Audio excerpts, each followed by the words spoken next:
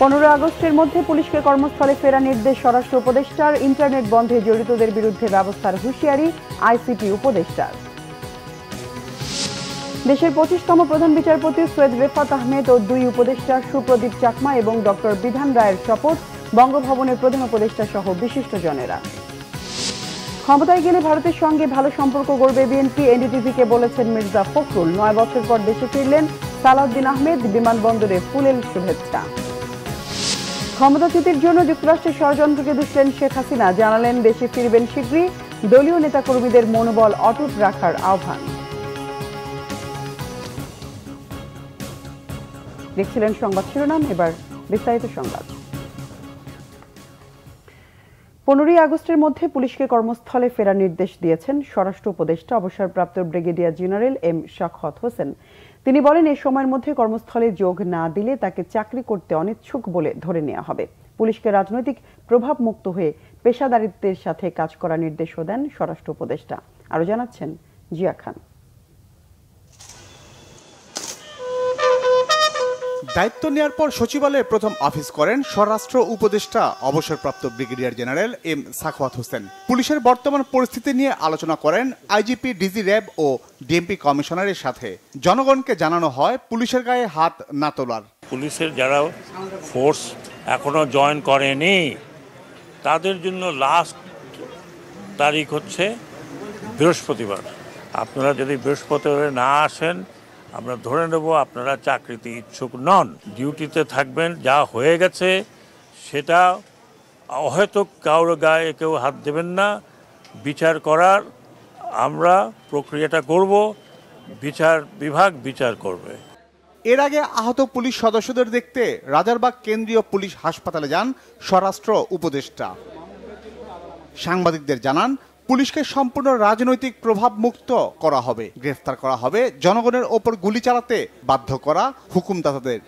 পুলিশকে এই অস্ত্র দেওয়া ঠিক হয়নি, যারাই দিয়েছে এই কারণে দিয়েছে, এবং এটা যাতে ভবিষ্যতে না হয় আমি অত্যন্ত পরিষ্কার ভাষায় বলছি। রাজনীতিবিদরা আমাকে পছন্দ করুন না করুন, আই কুডন্ট কেয়ার লেস। এখন রাজনীতি করা এদেশে অনেক ডিফিকাল্ট হবে। পুলিশকে আপনি আর পুলিশ লাঠিয়াল বাহিনীর মতো পরিচালিত করতে পারবেন না। I will insist police will be under police commission. পুলিশকে ব্যবহার করেছে কি তাদেরকে ধরেন। অ্যান্ড আমি চেষ্টা করব যে হুকুমদাতা যারা ছিল they should be punished and severely punished, আমাদের দেশে না পারলে বিদেশে। গণমাধ্যমকে বস্তুনিষ্ঠ সংবাদ পরিবেশনের আহ্বান জানান স্বরাষ্ট্র উপদেষ্টা। চাটুকারি মিডিয়া হবে বন্ধ করে দেবো। অতীতে যা ছিল ঠিক আছে, ওটাকে আমরা কাউকে কোনোটা বন্ধ করতে অ্যাটলিস্ট আমি রেকমেন্ড করব না। আমি তথ্য আমার কাছে নাই, বাট আই উইল ইনসিস্ট। আপনারা আমাকে জানেন যে আমি খুব একরক্ষা মানুষ। চাটুকারি করবেন, ক্লোজ দ্যাট মিডিয়া। সেটা আপনারা আন্তর্জাতিক হাউকাউ করেন, চিল্লাচিল্লি করেন, যা করেন, I will do that. আমি আপনাদেরকে প্রমিস করতেছি। আইজিপি মইনুল ইসলাম জানান, গেল কদিনে 42 জন পুলিশ সদস্য নিহত হয়েছেন। আহতের সংখ্যা 5 শতাধিক। টোটাল 42 জন পুলিশ সদস্য নিহত হয়েছে। জিয়া খান, বাংলা ভিশন, ঢাকা। এদিকে স্থানীয় সরকার, পল্লী উন্নয়ন ও সমবায় উপদেষ্টা হাসান আরিফ জানিয়েছেন, মানুষের হয়রানি কমানোর চেষ্টা করছে অন্তর্বর্তী সরকার।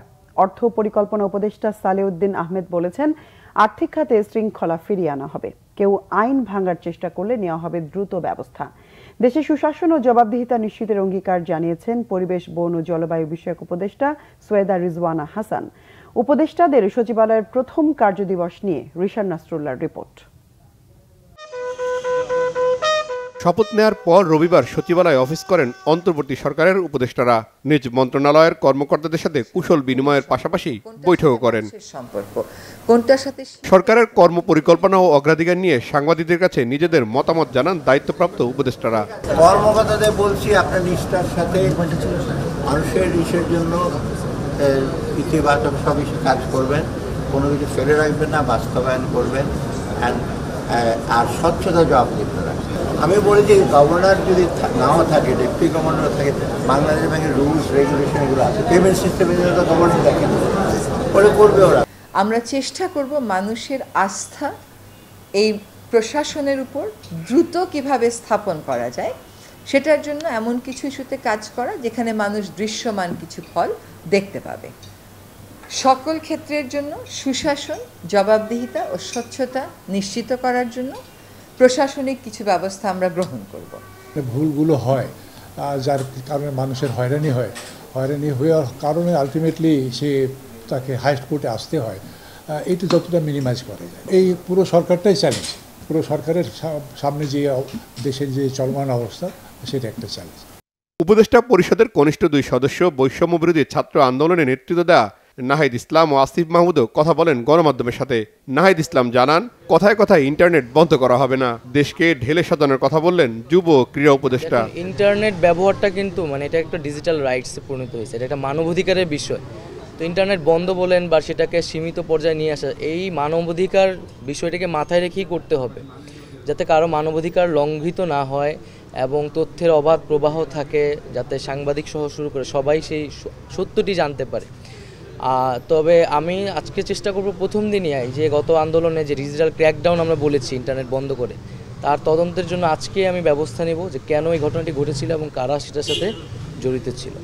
যুব ক্রীড়া মন্ত্রণালয়ের অধীনে শেখ হাসিনা জাতীয় যুব উন্নয়ন ইনস্টিটিউট আছে, আমরা এটার নাম পরিবর্তন করতে চাই, যেহেতু বাংলাদেশে একটা ম্যাসাকারের সাথে শেখ হাসিনার নাম জড়িত আছে এবং হাজার সহস্র ছাত্র জনতা মারা গিয়েছে। আমরা মনে করি তিনি এর সাথে সরাসরি যুক্ত এবং সেই জায়গা থেকে এটা শুধু আমাদের মন্ত্রণালয়ে না, প্রত্যেকটি স্থানে এটা করা হবে। তো শেখ হাসিনা জাতীয় যুব উন্নয়ন ইনস্টিটিউটের নামটা আমরা পরিবর্তন করে বাংলাদেশ জাতীয় যুব উন্নয়ন ইনস্টিটিউট করছি এবং এই বিষয়ে প্রসেস চলমান থাকবে এবং দ্রুতই এটা কমপ্লিট হবে। দেশের সার্বিক আইন শৃঙ্খলা পরিস্থিতি নিরাপদ করা এবং খাদ্যপণ্য ভেজাল মুক্ত করে ভবিষ্যৎ প্রজন্মকে রক্ষার কথা জানিয়েছেন উপদেষ্টারা। রিশান নাসরুল্লাহ, বাংলাভিশন, ঢাকা। দেশের 25তম প্রধান বিচারপতি হিসেবে শপথ নিয়েছেন সৈয়দ রেফাত আহমেদ। এছাড়াও শপথ নেন অন্তর্বর্তীকালীন সরকারের 2 উপদেষ্টা। দুপুরে বঙ্গভবনে রাষ্ট্রপতি মোহাম্মদ শাহাবুদ্দিন তাদের শপথ পড়িয়েছেন। অন্তর্বর্তীকালীন সরকারের প্রধান উপদেষ্টা ডক্টর মোহাম্মদ ইউনুস উপস্থিত ছিলেন শপথ অনুষ্ঠানে। রিপোর্ট সৈয়দ আব্দুল মুহিতের। গণ অভ্যুত্থানের শহীদদের প্রতি শ্রদ্ধা জানিয়ে 1 মিনিট নীরবতার পালনের মাধ্যমে শুরু হয় বঙ্গভবনের প্রধান বিচারপতি ও অন্তর্বর্তীকালীন সরকারের 2 উপদেষ্টার শপথ অনুষ্ঠান। উপস্থিত ছিলেন অন্তর্বর্তীকালীন সরকারের প্রধান উপদেষ্টা ডক্টর মোহাম্মদ ইউনুস সহ উপদেষ্টারা। বাংলাদেশের প্রধান বিচারপতি নিযুক্ত হইয়া সশ্রদ্ধ চিত্তে শপথ করিতেছি যে শুরুতে নতুন প্রধান বিচারপতি সৈয়দ রেফাত আহমেদ শপথ নেন। রাষ্ট্রপতি মোহাম্মদ শাহাবুদ্দিন তাকে শপথ পাঠ করেন। এর মধ্য দিয়ে তিনি দেশের 25তম প্রধান বিচারপতির দায়িত্ব নিলেন। দেশ বরেণ্য আইনজীবী প্রয়াত ব্যারিস্টার সৈয়দ ইশতিয়াক আহমেদ ও জাতীয় অধ্যাপক সুফি আহমেদের সন্তান বর্তমান প্রধান বিচারপতি।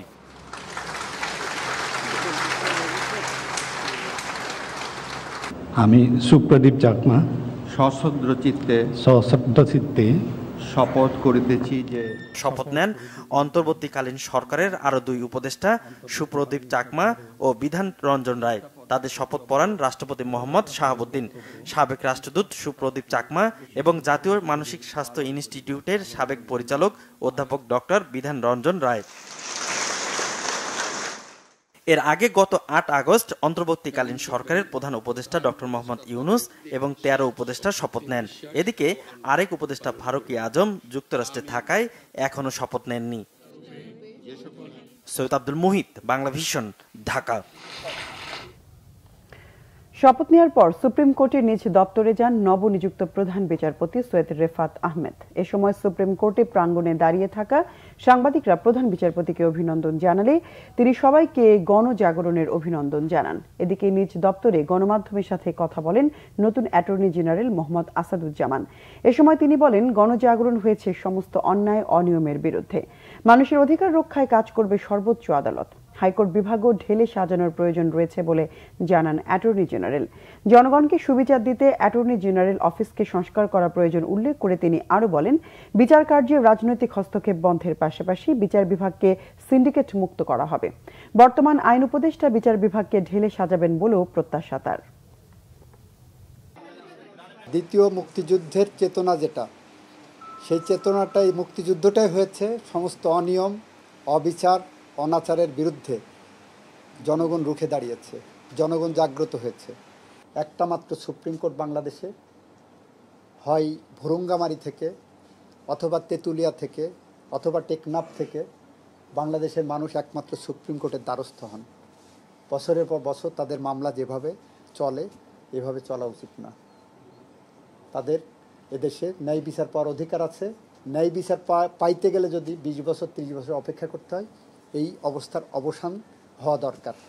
আমি আমার সময়ের মধ্যে আমার যদি কোনো সুযোগ থাকে এই লাইনে আমি কাজ করব। আপনারা সহযোগিতা করার থাকলে আপনারা একটা সুপারিশ দিতে পারেন। শারীরিকভাবে সুস্থ থাকলে আগামী জাতীয় নির্বাচনে অংশ নেবেন বিএনপি চেয়ারপারসন খালেদা জিয়া। নির্বাচনের মাধ্যমে ক্ষমতায় যেতে পারলে ভারতের সঙ্গে ভালো সম্পর্ক গড়ে তুলবেন। ভারতীয় সংবাদ মাধ্যম এনডিটিভিকে এক সাক্ষাৎকারে এমনটি বলেছেন বিএনপির মহাসচিব মির্জা ফখরুল ইসলাম আলমগীর। মির্জা ফখরুলের বিশ্বাস, সেনাবাহিনী রাজনৈতিক প্রক্রিয়ায় কোনো হস্তক্ষেপ করবে না এবং সম্প্রতি শেখ হাসিনার পতনের যে আন্দোলন হয়েছে সেটির সঙ্গে উগ্রবাদী কোনো সংগঠনের সংশ্লিষ্টতাও নেই। শেখ হাসিনা পদত্যাগ করেননি, সজীব ওয়াজেদ জয়ের এমন দাবির সত্যতা নিয়ে প্রশ্ন। বিএনপি মহাসচিব বলেন, রাষ্ট্রপতি নিজে বলেছেন শেখ হাসিনা পদত্যাগ করেছেন, এটি কোনো জবরদস্তি ছিল না, বিপ্লব ছিল। বিএনপি নির্বাচনের জন্য প্রস্তুত রয়েছে বলে জানান মির্জা ফখরুল। তবে শেখ হাসিনার সরকারের সময় দেশে নির্বাচনী কাঠামো কার্যত ভেঙে পড়ায় সুষ্ঠু নির্বাচনের পরিবেশ তৈরি করতে সময় লাগবে বলে সাক্ষাৎকারে তুলে ধরেন বিএনপির মহাসচিব।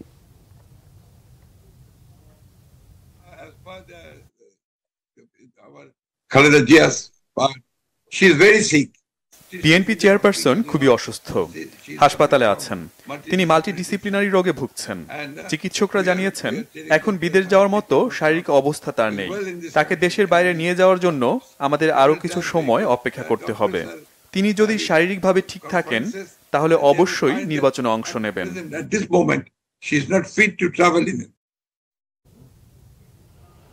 দীর্ঘ 9 বছর পর ভারত থেকে দেশে ফিরলেন বিএনপির স্থায়ী কমিটির সদস্য সালাউদ্দিন আহমেদ। ট্রাভেল পাস নিয়ে নয়াদিল্লি থেকে বেলা 2টায় হযরত শাহজালাল আন্তর্জাতিক বিমানবন্দরে এসে পৌঁছান তিনি। বিএনপির স্থায়ী কমিটির সদস্য সালাউদ্দিন আহমেদকে বরণ করে নিতে বিমানবন্দরে জড়ো হন হাজারো নেতাকর্মী। তিনি বিমানবন্দর থেকে বের হয়ে ফুলেল শুভেচ্ছা জানান বিএনপির নেতাকর্মীরা। এরপর রাজধানীর চন্দ্রিমা উদ্যানে দলের প্রতিষ্ঠাতা শহীদ রাষ্ট্রপতি জিয়াউর রহমানের মাজারে শ্রদ্ধা নিবেদন করেন সালাউদ্দিন আহমেদ। এ সময় শহীদ জিয়ার আত্মার মাগফিরাত কামনায় দোয়া ও মোনাজাত করা হয়। পরে সাংবাদিকদের সালাউদ্দিন আহমেদ বলেন, দেশে কর্তৃত্ববাদের কোনো জায়গা হবে না। ছাত্র জনতার নজিরবিহীন রক্তস্নাত বিপ্লবের মাধ্যমে পাওয়া বিজয়কে অর্থবহ করতে হবে। দেশকে প্রকৃত গণতান্ত্রিক রাষ্ট্র হিসেবে উপহার দিতে হবে। অভ্যন্তরীণ ষড়যন্ত্র থেকে সবাইকে সজাগ থাকতে হবে। দেশের শৃঙ্খলা ফিরিয়ে আনতে হবে। দলমত নির্বিশেষে গণতন্ত্রের সুফল দেশের মানুষকে ভোগ করতে হবে। 2015 সালে 10 মার্চ রাজধানীর উত্তরা থেকে সালাউদ্দিন আহমেদ নিখোঁজ হন। 62 দিন পর 11 মে ভারতের মেঘালয়ের শিলংয়ে তাকে উদ্ধার করে স্থানীয় পুলিশ।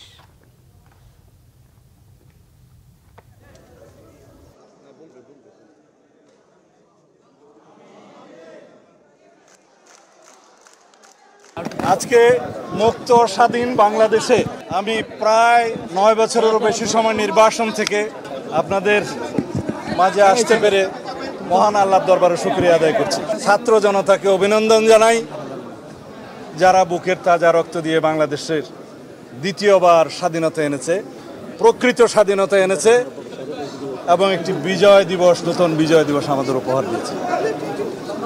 এই স্বাধীনতাকে, এই বিজয় দিবসকে আমাদের অর্থবহ করতে হবে। এই দেশে সুষ্ঠু গণতান্ত্রিক কাঠামোগুলোকে আমরা সুন্দরভাবে সংস্কার করে একটি প্রকৃত গণতান্ত্রিক রাষ্ট্র হিসাবে এই দেশের জনগণকে উপহার দিতে হবে। যুক্তরাষ্ট্রের ষড়যন্ত্রে ক্ষমতাচ্যুত হয়েছেন বলে মনে করছেন ভারতে পালিয়ে যাওয়া বাংলাদেশের সদ্য সাবেক প্রধানমন্ত্রী শেখ হাসিনা। তার এই বক্তব্য প্রকাশ করেছে ভারতের সংবাদ মাধ্যম দ্য প্রিন্ট। নিজের মতামতের পাশাপাশি দলীয় নেতাকর্মীদের হতাশ না হয়ে মনোবল অটুট রাখার নির্দেশনা দিয়েছেন তিনি।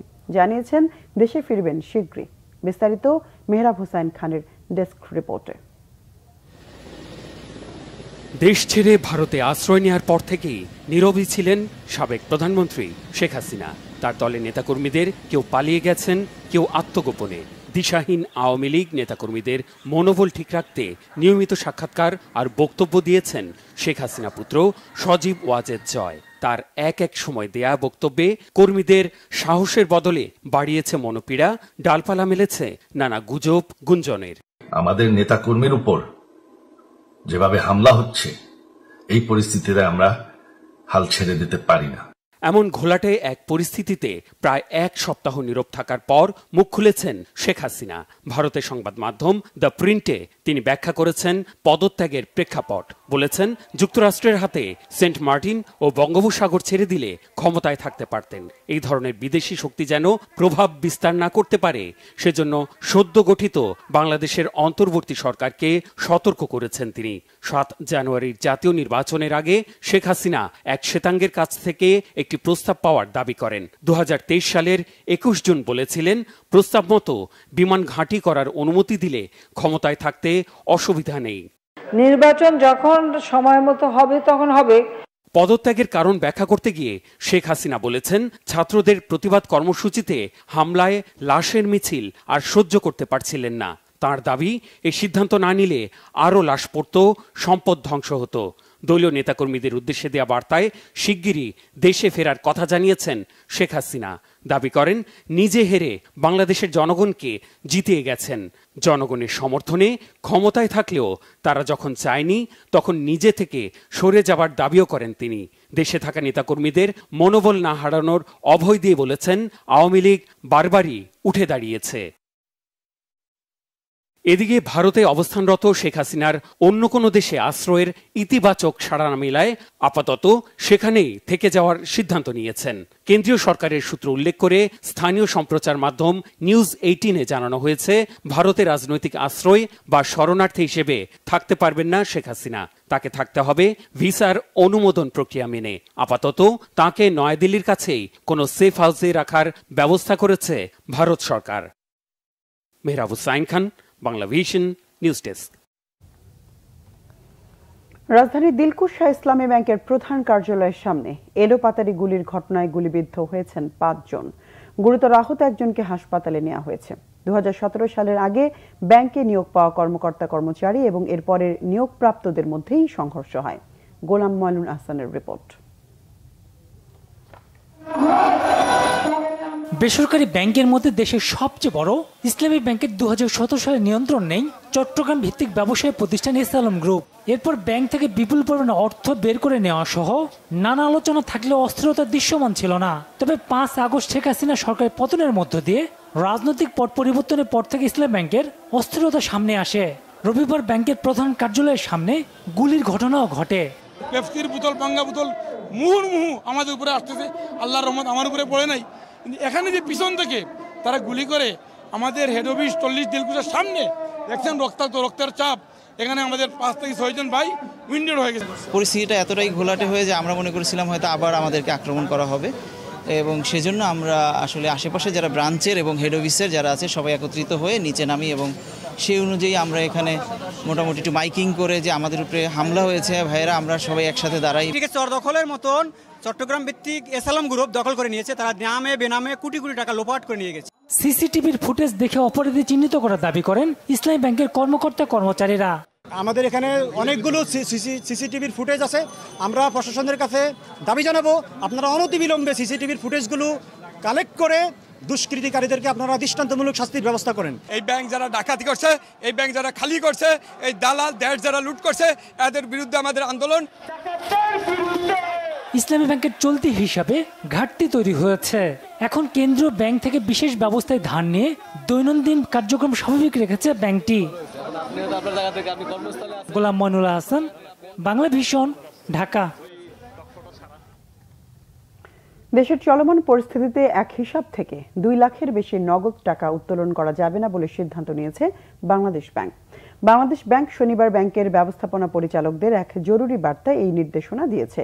নির্দেশনা অনুযায়ী নিরাপত্তার কারণে শাখায় টাকা স্থানান্তর করতে সমস্যা হচ্ছে। এজন্য এক হিসাব থেকে 2 লাখ টাকার বেশি উত্তোলন করা যাবে না। চেকের মাধ্যমে লেনদেন তদারকি জোরদার করতে হবে এবং সন্দেহজনক লেনদেন বন্ধ করতে হবে।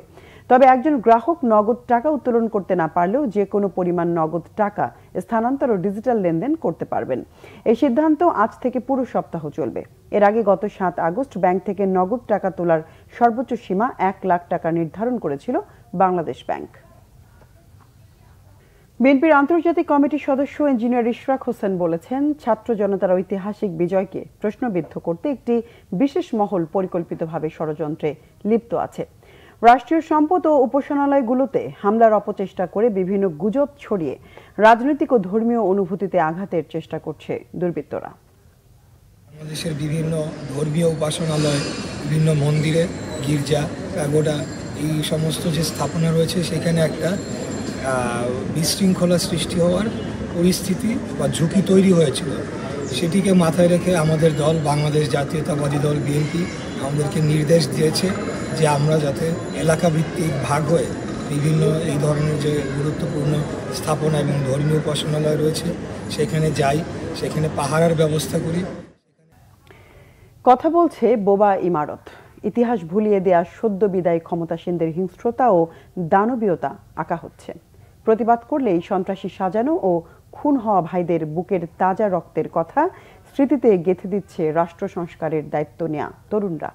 আবার নতুন করে জন্মাবে বলে বিপ্লব আর সংস্কার পাশাপাশি হাঁটছে শহুরে দেয়ালে। গ্রাফিতির ভাষায় জাগ্রত রাখবে দ্রোহের পদযাত্রা। বিস্তারিত ফরুক বাবুর রিপোর্টে। পালিয়ে যাওয়া সুবোধ আজ ঘুরে দাঁড়িয়েছে। সূর্য হাতে সে তুলে নিয়েছে লাল সবুজের পতাকা। শহরের দেয়াল জুড়ে সুবোধের প্রতিবাদের সেই ভাষায় আজ মুষ্টিবদ্ধ হাত। ঘুরিয়ে পেঁচিয়ে কথা বলার দিন শেষ। বাক স্বাধীনতা খাঁচা ভেঙে ছুটছে বারুদ হয়ে। শব্দে শব্দে ভাষণ দিচ্ছে, ছবিতে ছবিতে জাগাচ্ছে স্মৃতিকে। যুগ যুগ ধরে বহু মানুষ চেয়েছে বিভেদ তৈরি করতে। জীবনযাত্রা, সংস্কৃতি, ঐতিহ্য যার মধ্যে প্রভাব মিলেমিশে যেতে বাধ্য। সাম্রাজ্যের হস্তান্তর হয়েছে আর স্থাপত্যে পড়েছে তার প্রলেপ। বিপ্লব পরবর্তী সময়ে শিল্প, সাহিত্য, সংস্কৃতিতে বিপ্লবটাকে জিইয়ে রাখা, বিপ্লবটাকে ধারণ করা খুব গুরুত্বপূর্ণ। কারণ আজকে একটা বিপ্লব হয়েছে, এটা আমাদের পরবর্তী জেনারেশনের কাছে আমরা পৌঁছে দিতে হবে। এটা কীভাবে পৌঁছাবো? শিল্প, সাহিত্য, সংস্কৃতি যখন বিপ্লবের ছাপটা থাকবে। আমরা দেখেছি যে কিছুদিন ধরে একটা গোষ্ঠী, তারা হচ্ছে বিপ্লবের পরবর্তী সময়ে যেখানে যে ওয়ার্ডসগুলো বা যে টার্মিনোলজিগুলো ইউজ করার মাধ্যমে বিপ্লবটা মানুষজনকে পুশ করতেছিল, সেই জায়গা থেকে আমরা দেখি যে বিভিন্ন কুসুম কুসুম কথাবার্তা লিখে এই বিপ্লবের চেতনাটাকে মুছে দেওয়া হচ্ছিল। আমরা ঠিক সেই জায়গা থেকে আমরা আবার বিপ্লবের চেতনা ধারণ করে এমন কিছু কথা আমরা গ্রাফিতি আকারে লিখতে চাই। স্মৃতির রেড সিগন্যালে জ্বলে ওঠে লাল বাতি। যে ফেরেনি আমি নিয়েছি তার খোঁজ। বসন্তের বুক পকেটে খুচরা কথা বিলিয়ে দেয়া হচ্ছে দেয়ালে দেয়ালে। আমাদের আন্দোলনের ওই সময়কার যেই দাবিগুলো ছিল এবং মানুষের মনের যে বাসনাগুলো ছিল, জাস্ট তাদের সেই মনের যে আশা ভরসা, সেই প্রতিফলনটি আমরা দেখতে পাচ্ছি দেয়ালে ফুটে উঠতেছে বিভিন্ন স্লোগানের মাধ্যমে। মুগ্ধ যে পানি দিতে গিয়ে যে সে আজকে শহীদ হয়েছে, ঠিক আছে, সেই মুগ্ধকে যেন আমরা ভুলে না যাই, সেই রংপুরের যেন আবু সাইদকে আমরা ভুলে না যাই। এবং আমরা এই গ্রাফিতির মাধ্যমে বাংলাদেশের যেই ল্যাগিংসগুলো রয়েছে, দুর্নীতি, ঠিক আছে, ঘুষ, এইগুলোর জন্য আমরা এই গ্রাফিতির মাধ্যমে প্রতিবাদ করতে পারি। শিক্ষকদের সর্বনাশা নীতি, রাজনীতি, রাষ্ট্র সংস্কার, দুর্নীতি, এর বিরুদ্ধে ঐক্যবদ্ধভাবে রং তুলির আঁচড়ে চলছে প্রতিবাদ। ইট হাতে পুলিশের বারুদের সামনে দাঁড়িয়ে থাকা শিক্ষার্থী থামায়নি তার গর্জন। শহরের দেয়ালে দেয়ালে গ্রাফিতির মাধ্যমে রঙের মুগ্ধতায় জানান দিচ্ছে রাষ্ট্রের ধ্বংসাবশের কথা।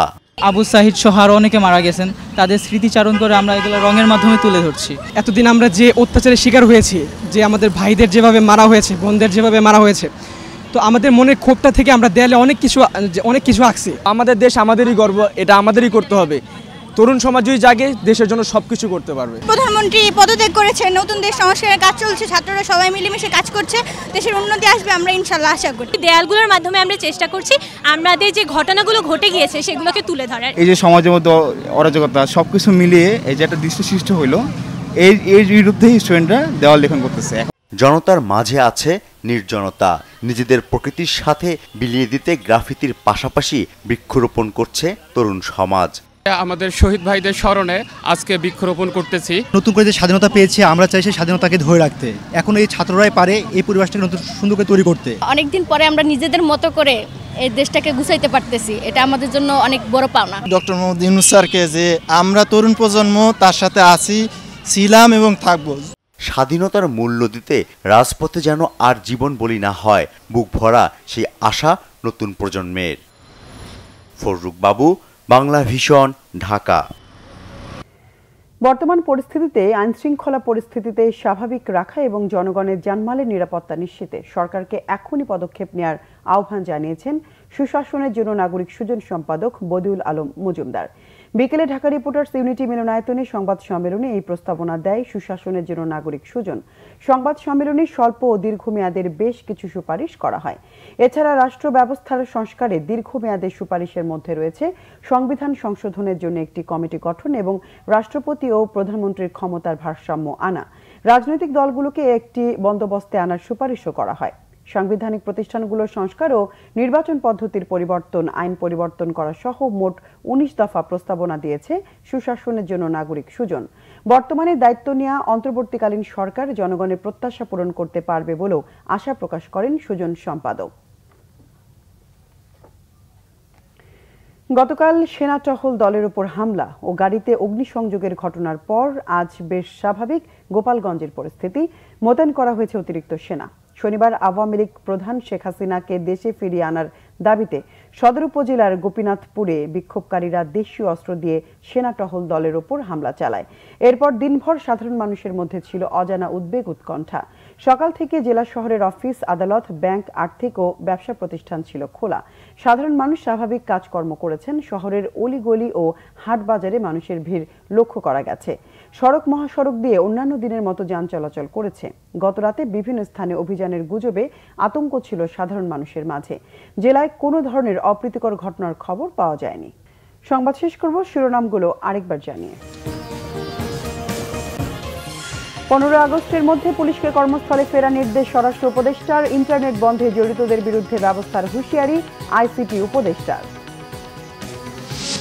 দেশের 25তম প্রধান বিচারপতি সৈয়দ রেফাত আহমেদ ও 2 উপদেষ্টা সুপ্রদীপ চাকমা এবং ডক্টর বিধান রায়ের শপথ বঙ্গভবনের প্রধান উপদেষ্টা সহ বিশিষ্টজনেরা। ক্ষমতায় গেলে ভারতের সঙ্গে ভালো সম্পর্ক গড়বে বিএনপি, এনডিটিভিকে বলেছেন মির্জা ফখরুল। 9 বছর পর দেশে ফিরলেন সালাউদ্দিন আহমেদ, বিমানবন্দরে ফুলেল শুভেচ্ছা। ক্ষমতাচ্যুতির জন্য যুক্তরাষ্ট্রের ষড়যন্ত্রকে দুষলেন শেখ হাসিনা, জানালেন দেশে ফিরবেন শীঘ্রই। দলীয় নেতাকর্মীদের মনোবল অটুট রাখার আহ্বান।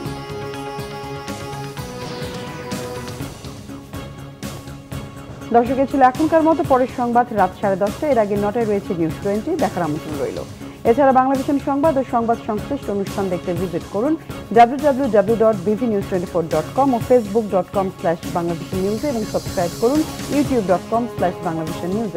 এতক্ষণ সঙ্গে থাকায় ধন্যবাদ সবাইকে।